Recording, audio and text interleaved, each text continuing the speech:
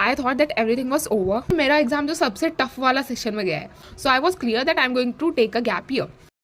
Hello everyone. So today I'm going to share all my experience of CUET. Like I thought that everything was over, but no, everything was left. I was still having hope. And so let's start the story.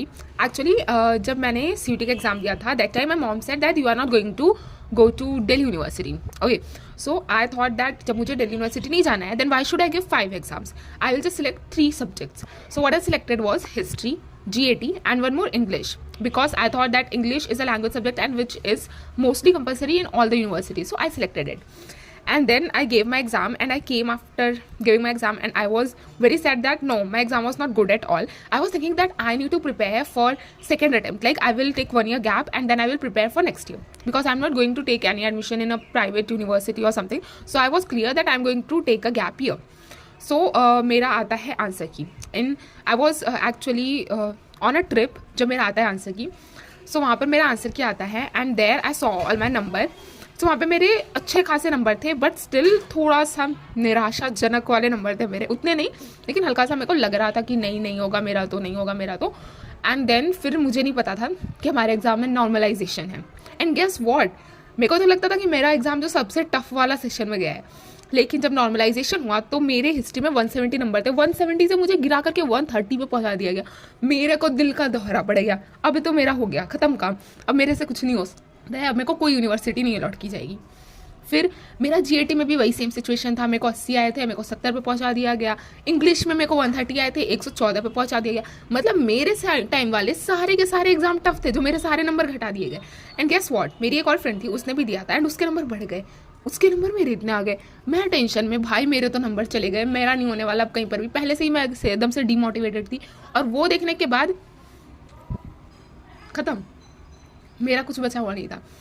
मेरे घर वाले एकदम चिल्लाए जा रहे कि हो गया ना, अब तूने दे दिया ना, यही पढ़ती थी तू.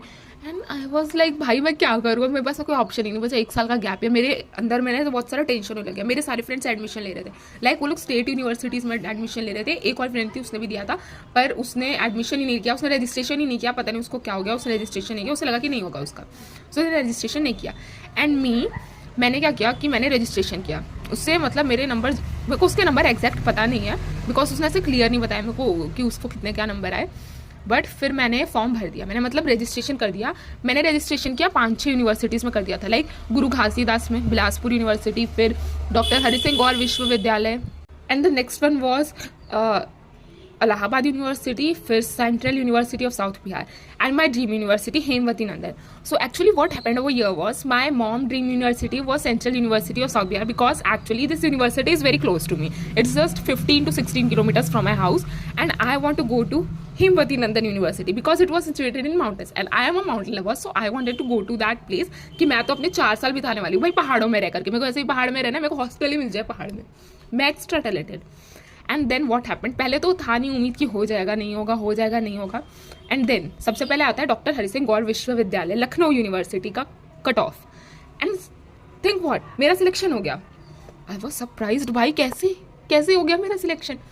फिर उसके बाद में आता है central university of south Bihar का, एंड वहाँ से मुझे मेल रिसीव होता है कि आपका यहाँ पर भी हो गया. थिंक, मैं सोच रही थी मेरा कहीं पर नहीं होगा, मैं किस लायक हूँ ही नहीं, बट वहाँ पर भी हो गया. फिर आता है गुरु घासीदास का, and I was completely upset कि यहाँ पर मेरा नहीं हुआ था. फर्स्ट कट ऑफ में नहीं हुआ था, बट सेकंड मेरिट लिस्ट में मेरा यहाँ पे भी नाम आ गया. I saw that second merit list का मैं वेट कर लेती हूँ, एंड यहाँ पे भी मेरा नाम आ गया. उसके बाद अब जो था इलाहाबाद यूनिवर्सिटी, उसने भी अपना कट ऑफ रिलीज किया था central university of south Bihar के कट ऑफ के नेक्स्ट डे या फिर शाम के वक्त, आई थिंक सो. एंड वहाँ पर भी मेरा हो गया, वहाँ से भी मुझे मेल आ जाता है.